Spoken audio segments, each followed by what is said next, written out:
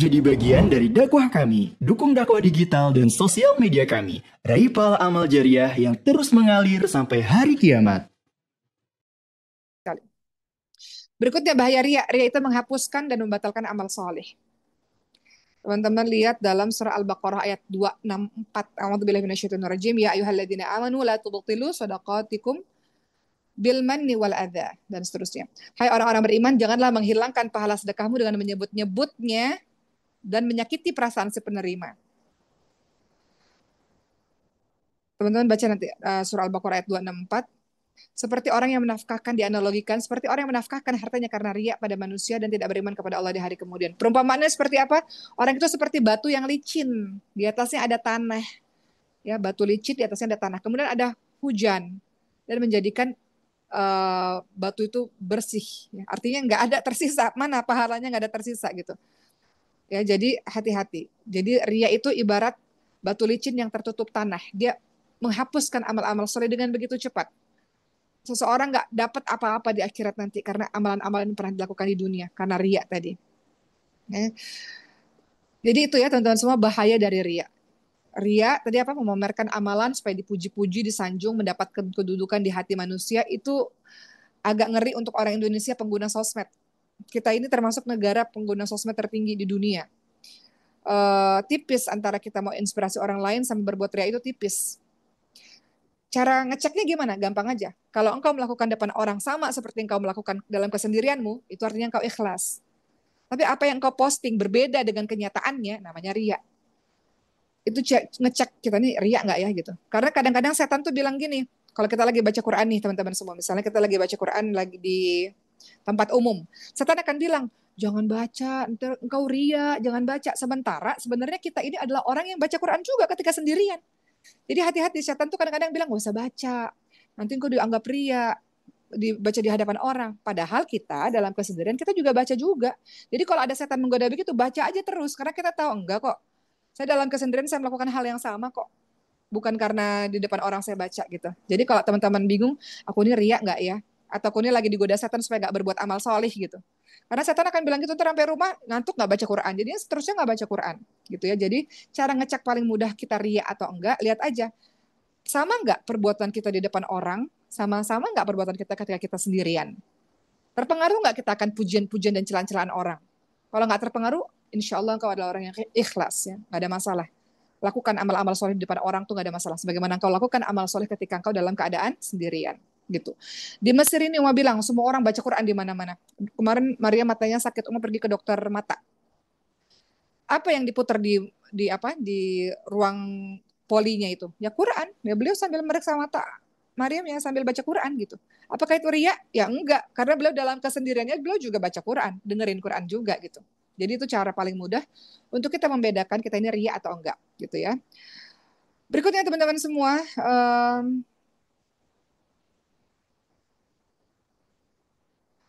dalam hadis riwayat Muslim dikatakan barang siapa kata ya dikatakan Allah Subhanahu wa taala berfirman dalam hadis qudsi, barang siapa yang mengerjakan suatu amal saleh yang dicampuri dengan perbuatan syirik kepadaku atau riya, maka aku tinggalkan dia. Aku tidak terima amal kesyirikannya itu.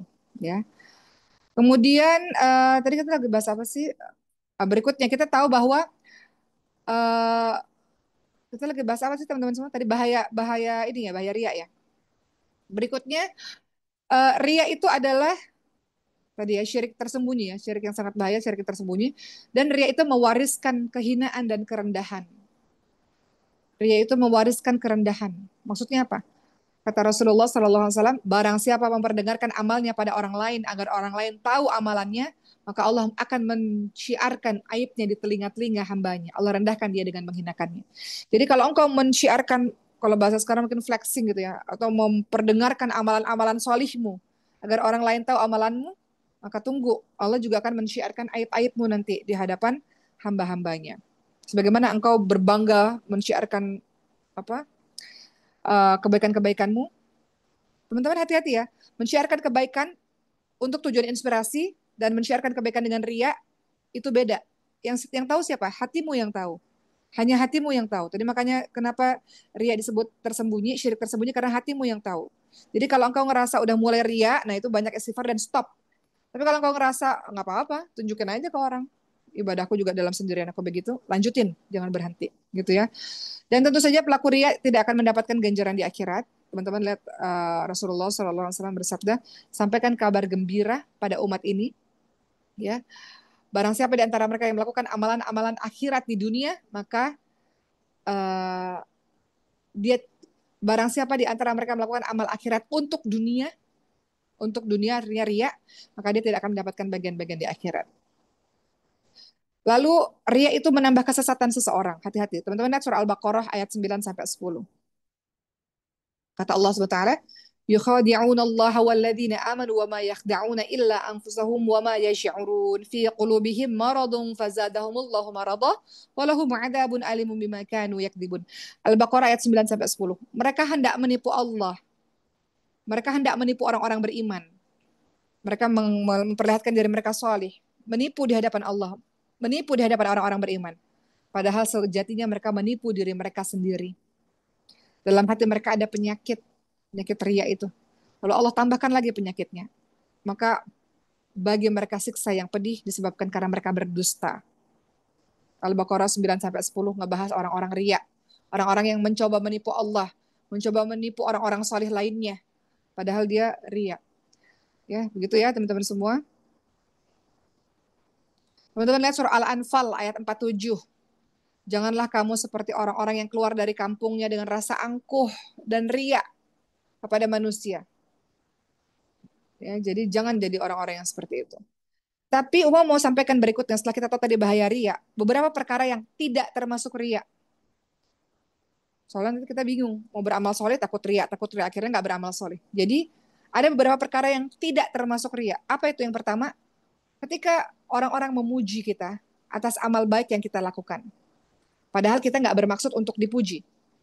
Beberapa hal yang tidak termasuk ria adalah pujian manusia atas seorang hamba atas amal baik yang dia lakukan, tapi bukan tujuannya ingin dipuji. Jadi kita berbuat baik, kita nggak ada tuh kepikiran mau dipuji, ya memang mau berbuat baik aja. Nggak ada kepikiran mau dilihat orang, nggak juga nggak ada masalah. Dipuji nggak ada ngefek sama sekali gitu. Terus aja berbuat baik itu. Um, jadi kalau kita berbuat baik teman-teman semua, kemudian ada orang puji-puji kita, padahal kita nggak mengharapkan itu, maka itu adalah hadiah dari Allah kepada dirimu. Ya, ada seorang sahabat bertanya dari Abu Zar radhiyallahu anhu. Dia berkata begini, ya Rasulullah, bagaimana pendapatmu ketika seseorang mengerjakan satu amal kebaikan, lalu ada orang lain yang puji dia karena kebaikan itu? Teman-teman dengar rumah kan? Internetnya bagus kan? Kemudian sahabat bertanya, ada orang yang melakukan amal soleh, lalu ada orang puji. Gimana pendapatmu ya Rasulullah? Kemudian Rasul mengatakan, itu merupakan kabar gembira, hadiah bagi orang mukmin yang diberikan lebih dulu di dunia. Ini hadis surat Muslim ini. Jadi kalau kita berbuat amal soleh, nggak ada tujuan mau dilihat, nggak ada tujuan mau dipuji-puji. Tapi orang-orang memuji-muji kita, orang-orang memberikan testimoni, oh dia baik, dia soleh segala macam. Kata Rasulullah, itu adalah kabar gembira yang Allah segerakan untuk orang mukmin di dunia, yang Allah berikan di dunia, apalagi di akhirat, pahalanya lebih banyak lagi. Jadi kalau ada orang puji-puji dirimu, padahal engkau nggak berniat untuk itu hadiah dari Allah kepada dirimu. Namun hati-hati jangan sampai ujub, jangan sampai jumawa atas kebaikan yang kau lakukan. Kebaikan yang kau lakukan belum ada apa-apanya teman-teman semua. Lihat di atas, masih banyak yang lebih hebat, lebih dahsyat daripada dirimu. Kita ini nggak ada apa-apanya. Uma cerita sedikit, orang-orang mengatakan, oh Masya Allah ya, mau bikin Maskanul Hufaz, 80% orang-orang gratis belajar di Maskanul Hufaz. Sampai Uma di Mesir, Uma nggak ada apa-apanya. Banyak orang melakukan lebih dahsyat dibanding apa yang Uma lakukan, atau apa yang kita lakukan di pesantren ini. Ngasih pendidikan gratis untuk belajar itu banyak. Al-Azhar itu pendidikannya gratis. Seluruh dunia diberikan. Dan banyak orang-orang soleh lainnya, Masya Allah. Nggak ada apa-apanya kita. Jadi kalau kita udah mulai ngerasa ujub sedikit, lihat ke atas. Kita nggak ada apa-apa. Ya, amalan kita ini nggak ada artinya sama sekali. Kita ngerasa udah berbuat baik, nggak ada artinya. Lihat di atas, masih banyak yang jauh lebih dahsyat dibanding dengan dirimu, tapi um, tawadu gitu ya, rendah hati. Kedua, yang tidak disebut ria itu apa? Giatnya seorang hamba dalam berbuat baik ketika ada orang yang melihat, ya. Maksudnya, jadi gini, bersemangatnya seseorang ketika beramal solih, ketika dia bersama dengan teman-temannya, bersama dengan orang-orang solih. Contohnya misalnya gimana? Misalnya, ada orang yang, misalnya nih ya, contoh sederhana, kita tinggal di rumah sendiri, nggak baca Quran, banyak gitu. ya sholat wajib-wajib aja. Tapi kita nginep di rumah teman kita atau kita mabit di masjid atau nginep di rumah teman-teman kita. Mereka adalah orang yang sholat malamnya jalan, ngajinya sekeluarga jalan. Mau nggak mau kita terikut. Wah, keikut juga nih gitu. Apakah itu ria? Enggak, teman-teman semua. Ada kalanya seseorang berada di tengah orang-orang yang tekun beribadah. Lalu dia akhirnya ikut-ikutan karena terpengaruh lingkungan, ikut-ikutan ya untuk melakukan kebiasaan itu. Sahabatnya itu bangun sholat malam, akhirnya dia ikut sholat malam. Sahabatnya itu dalam keluarga baca Quran, akhirnya dia ikut baca Quran. Sahabatnya itu berpuasa, akhirnya dia ikut berpuasa. Dia tergugah ketika berada di lingkungan orang-orang saleh itu. Maka itu bukan termasuk riya. Ya, itu bukan termasuk riya. Kenapa? Karena dia bukan melakukan itu untuk dipuji, tapi dia tergugah untuk melakukan itu. Gitu ya, teman-teman semua ya. Boleh jadi dia ngerasa berat ketika beribadah di rumah, ya. Tapi ketika dia berada di satu tempat, dia ngerasa teman-temannya banyak melakukan itu, kemudian dia lakukan, itu bukan riya.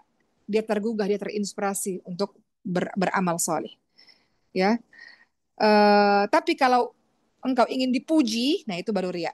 Nah, begitu. Ketiga, yang nggak termasuk riya apa? Menyembunyikan dosa. Menyembunyikan dosa itu bukan riya, wajib bagi seorang mukmin. Kalau dia berbuat salah, berbuat dosa, wajib ditutup aibnya itu. Sebagaimana Allah menutup aibmu. Teman-teman kan doa ketika lagi duduk, ya Rabbi firli warhamni wajburni warfa'ni warzuqni dan seterusnya. Ya Allah tutup aibku. Jadi ketika engkau buat dosa dan kau menutup rapat aibmu itu, menyembunyikan dosa itu sesuatu yang wajib. Menyembunyikan dosa dan bertobat kepada Allah SWT. Karena ketika engkau menceritakan maksiat yang engkau lakukan kepada orang lain, berarti engkau mensyiarkan kejahatanmu itu. Engkau mensyiarkan dosamu itu. Artinya apa? Artinya engkau meremehkan, udah buat dosa, kemudian bangga. Nah itu justru yang nggak diperbolehkan. Teman-teman lihat surah An-Nur. An-Nur ayat 19. Sesungguhnya orang yang ingin agar berita perbuatan dosa itu tersyiar di kalangan orang-orang beriman. Mereka itulah mendapatkan azab yang pedih dari Allah Subhanahu wa taala. Jadi menyembunyikan dosa bukan bagian dari riya. Wajib menyembunyikan dosa, gitu ya. Kemudian mengenakan pakaian yang bagus dengan tujuan bukan untuk dipuji-puji orang ya. Tadi di awal dikatakan memakai pakaian bagus untuk pujian-pujian orang itu riya. Tapi memakai pakaian yang bagus sesuai pada tempatnya. Riya enggak? Ada seseorang yang suka pakai pakaian bagus. Sendalnya bagus, semuanya bagus. Kemudian apakah ini riya? Kata Allah kata Rasulullah SAW, Innallaha jamilun yuhibbul jamal. Sesungguhnya Allah indah dan menyukai keindahan.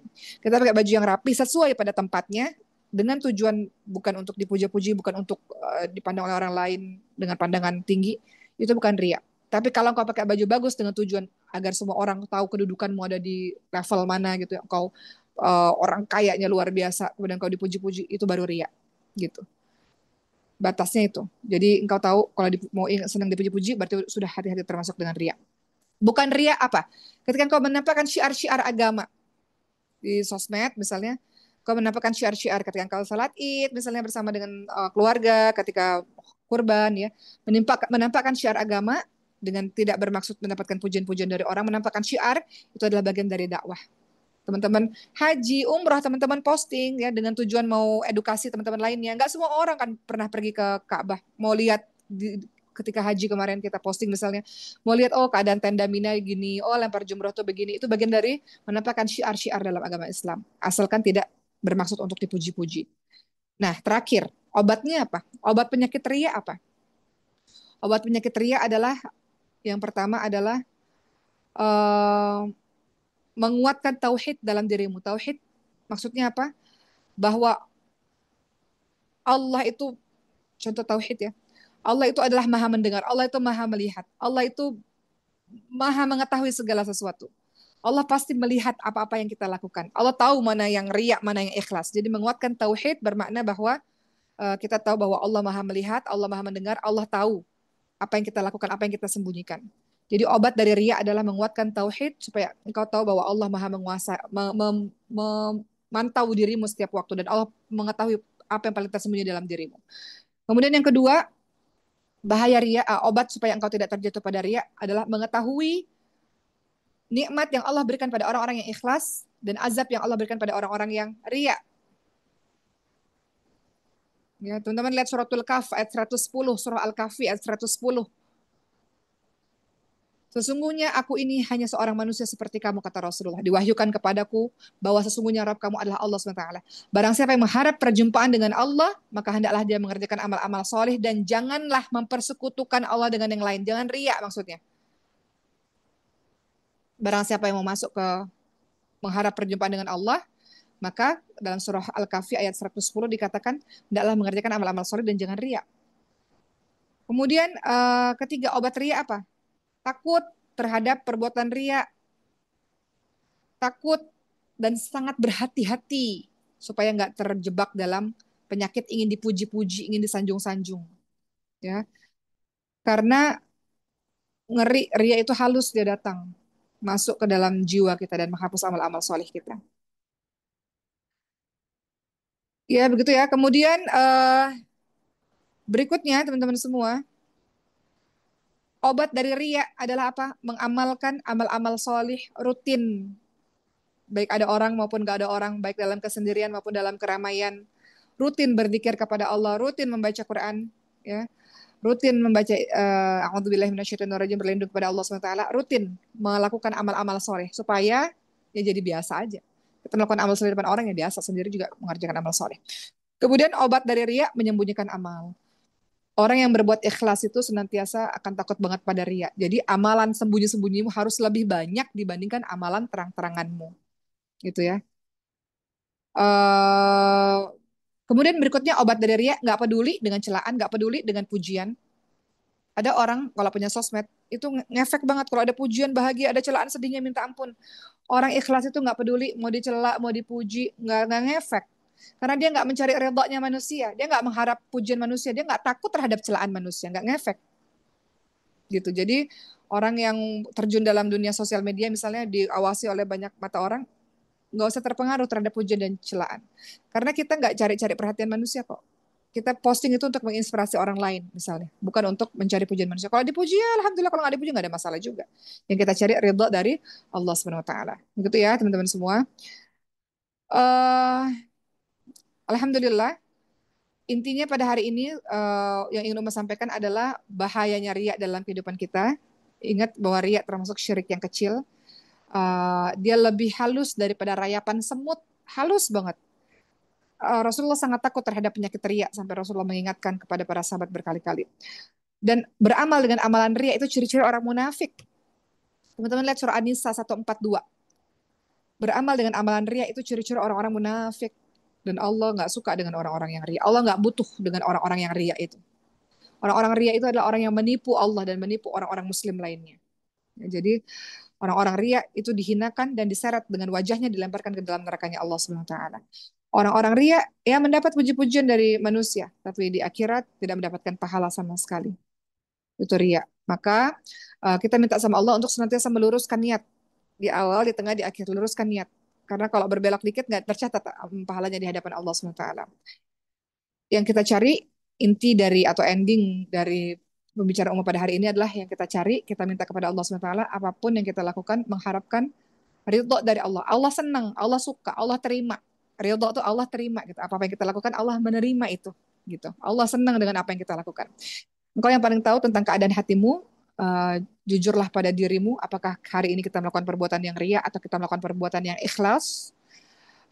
Paksakan diri untuk beribadah dalam keramaian dan dalam kesendirian. Dengan begitu engkau terbiasa untuk melakukan amal-amal soleh sehingga terbebas dari ria insya Allah.